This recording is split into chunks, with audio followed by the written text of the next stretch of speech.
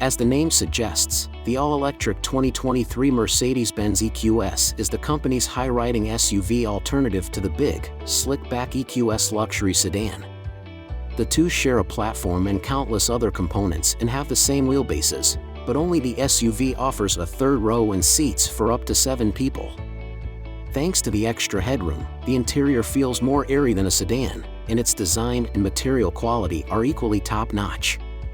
It's also available with Mercedes' new 56-inch Hyperscreen, but while we were dazzled by the look of the Starship Enterprise's massive glass panel stretching across the dashboard from door to door, we were put off by the lack of physical controls.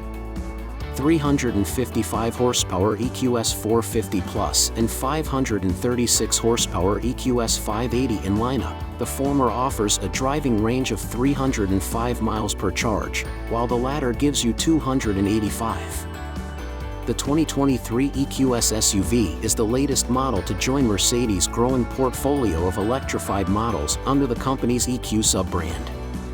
It is the first SUV to be built on Mercedes' modular electric vehicle platform, which also forms the basis of the EQE and EQS sedan models, and is expected to go on sale this year.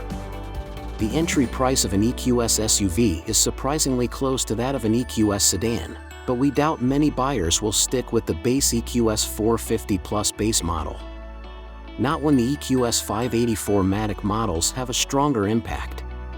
Still, the EQS 450 Plus includes many desirable standard features such as adaptive air suspension, rear axle steering, heated and ventilated front seats, panoramic sunroof, Burmester audio system and more.